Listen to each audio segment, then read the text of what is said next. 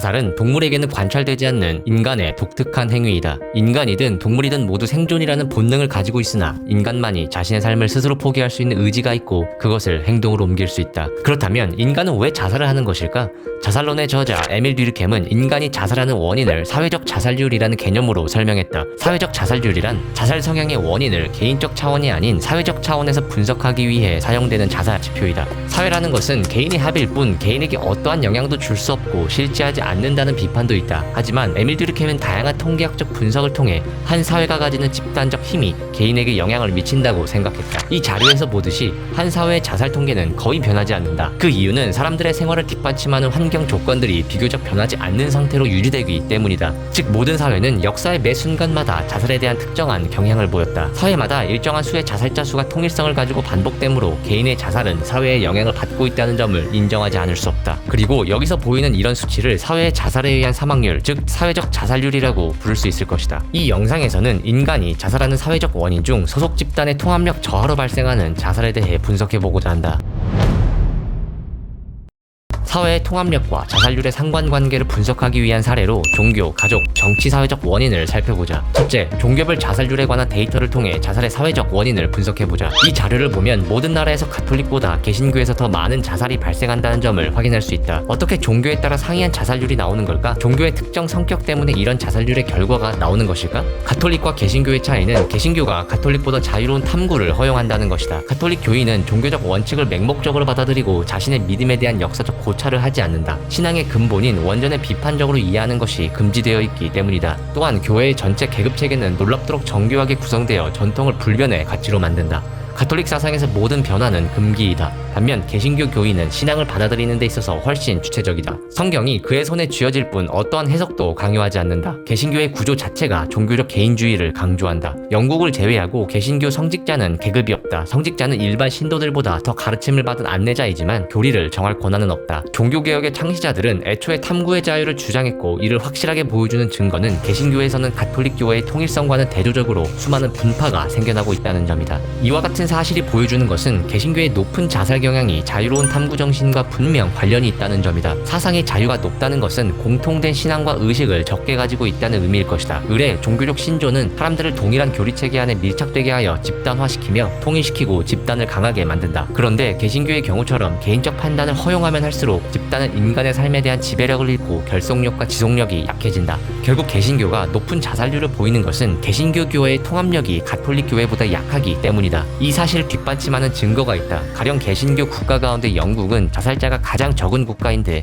이미 언급했듯이 영국은 다른 개신교 국가보다 훨씬 강력하게 통합되어 있기 때문이다. 영국 법에는 종교적 의무사항에 관한 내용이 있고 인류를 지키게 하는 법도 있다. 성서의 등장인물을 무대에 등장시키는 것을 금지하는 법도 있다. 이와 같이 종교적 규율이 타이트할수록 종교적 통합이 강하다는 것을 의미한다. 결론적으로 종교에 따라 자살률이 변동하는 이유는 종교의 어떤 특수한 성격 때문이 아니고 종교가 하나의 사회이고 개인을 결속시키는 조직이기 때문이다. 종교처럼 어떤 특정 목적으로 모인 집단인지는 그렇게 중요한 것이 아니다.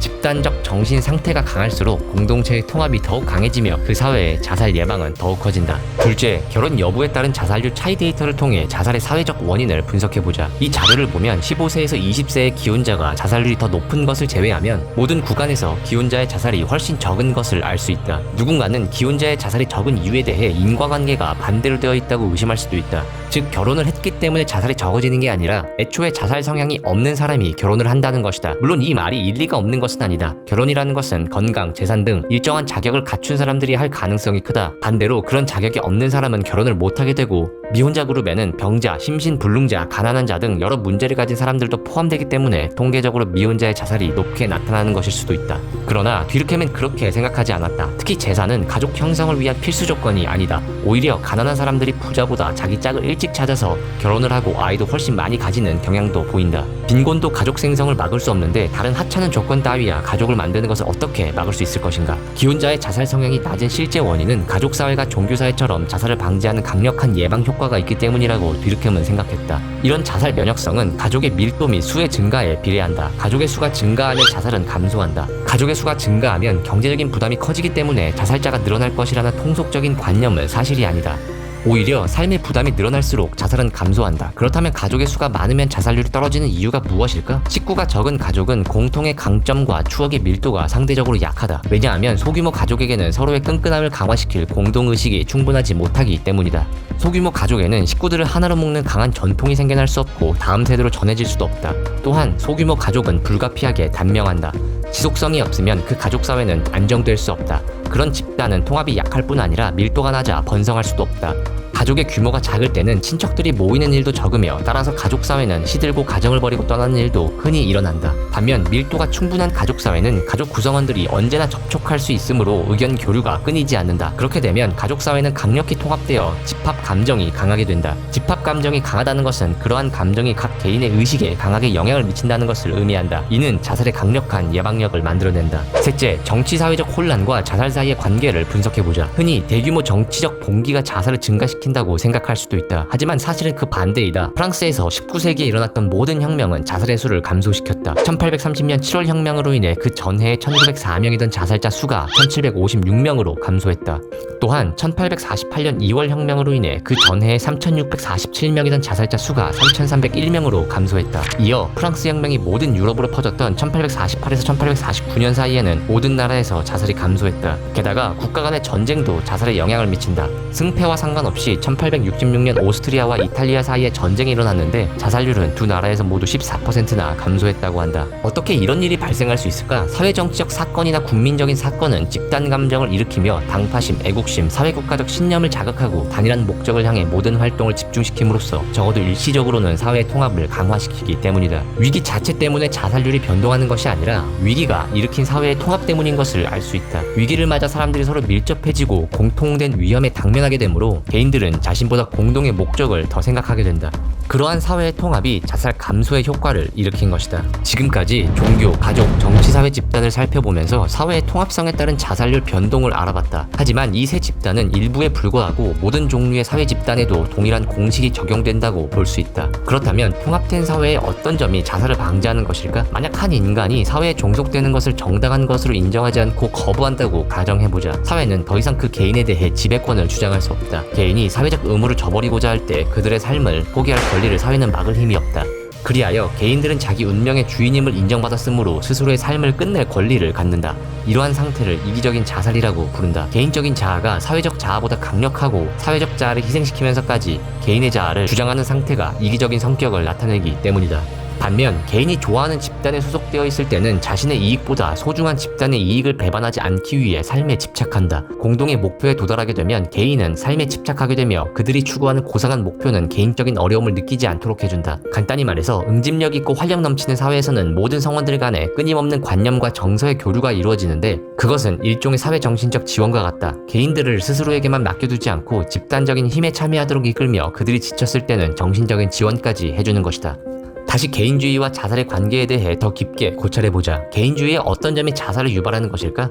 인간의 존재 이유에 대한 이해가 필요하다. 인간이 살아가는 이유를 크게 두 가지로 나눠보자. 하나는 이기적인 삶의 목적이고 또 다른 하나는 사회적인 목적이다. 이기적인 삶의 목적이라는 게 무엇일까? 주변 사람과는 전혀 관련이 없어야 하기 때문에 순전히 인간의 육체에 관한 것이 될 수 있다. 내가 가지고 있는 신체의 모든 기능은 온전히 나만을 위해 존재한다. 이 육체적 기능들은 순전히 개인에게 봉사함으로써 존재 가치를 드러낸다. 무인도에서 혼자 사는 인간은 혼자 먹고 싸고 자는 것만으로 이런 1차원적인 목적이 충족된다. 반면 사회적인 목적은 이기적인 삶의 목적을 초월한다. 인간은 심리적으로 혹은 본능적으로 1차원적이고 이기적인 삶의 목적으로는 살 수 없다고 한다. 왜냐하면 인간은 이미 신체적 욕구 외에도 많은 관념과 감정, 관습을 선대 사람들에게 물려받았기 때문이다. 예술, 도덕, 종교, 정치적 신념, 과학 등은 신체적 욕구를 보완하기 위한 것이 아니며 신체 기관의 기능을 도와주는 것도 아니다. 육체적 삶을 초월한 이런 사회적인 삶은 자연 환경의 요구 때문이 아니라 사회적 환경의 요구 때문에 생겨나고 확장된다. 단순하고 본능적인 인간의 행위가 아닌 고차원적인 형태는 집단에서부터 기인하는 것이고 그러한 개개인의 행위는 집단적 목적을 갖는다. 결론적으로 사회적 인간이야말로 가장 고차원적이며 문명화된 인간의 본질이다. 그러므로 개개인이 소속되어 있는 집단이 소속원의 사회적인 욕구를 충족시켜줄 수 없다면 그들은 살아갈 이유를 상실하게 된다.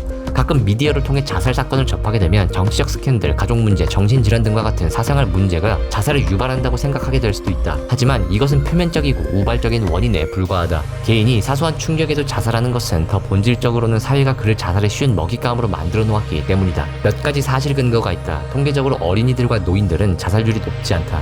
어린이들은 사회화가 아직 안 되었고 노인들은 사회에서 은퇴했다. 즉 사회적인 삶보다 육체적인 삶이 더 큰 비중을 차지한다. 따라서 이들은 사회가 없어도 자족적인 삶을 누릴 수 있는 사람들이다. 그들은 자신의 1차적인 목적을 초월하는 존재가 될 필요를 덜 느끼며 살아가는 데 필요한 사회의 결핍도 덜 느낀다. 바쁜 일상에 치여 살다 보면 하루 종일 집에 짱박혀서 먹고 자고 싸고를 반복하는 1차원적인 삶만 살고 싶다는 생각을 해본 적이 있을 것이다. 하지만 그런 날이 있다 손 치더라도 잠깐뿐이며 우리는 다시 지옥철을 타고 사회라는 구렁텅이로 빠지기 위해 스스로의 몸을 움직인다. 내가 어떤 성향의 사람으로 태어났든 상관없이 우리는 무조건 1차원적인 삶을 살 수 없고 사회에 종속되어 사는 우리의 운명이 안타깝기도 하다.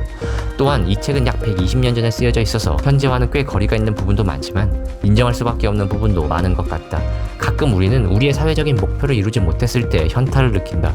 시험에서 1등을 하겠다, 취업을 성공하겠다, 여친을 만들겠다, 1억을 모으겠다, 집을 사겠다 등 이런 목표들은 보통 너무나 사회적이어서 나만의 1차원적인 목표라는 것이 있기라도 하는지 의심스럽다. 그래서 이 사회에서 벗어나지 못하고 조직에 소속되기 위해 끊임없이 노력하는 우리의 모습이 이유 없이 불길로 자기 몸을 던지는 나방의 모습과 닮았다라는 느낌마저 든다. 우리는 스스로를 트루먼쇼의 세트장으로 밀어놓고 주인공을 자처하고 있는 불쌍한 사회적 인간은 아닐까라는 생각도 해보게 된다.